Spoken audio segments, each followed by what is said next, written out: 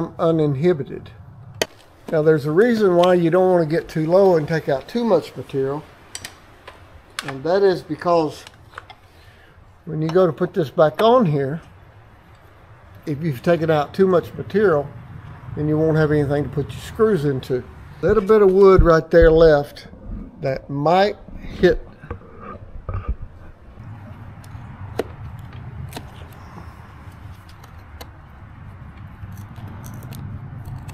So now that I've got that cut out, I'm going to put my striker plate back up here.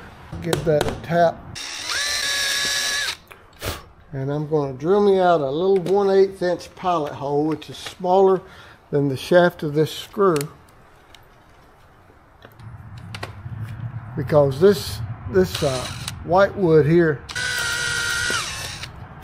that these jambs are made out of, mighty bad to split. It still won't close without slamming it. It's better than it was, but I don't want to have to slam the door. So what's happening is the bolt is having to press in real hard against the weather stripping for it to close. Now that's a good thing because it closes out the cold air, but it's a little bit aggravating. So what I feel a little lip right there on that. I'm going to shave that off.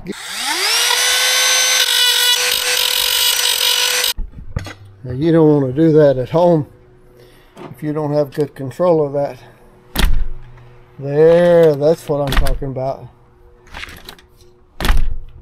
That's perfect. With no daylight coming through the weather stripping.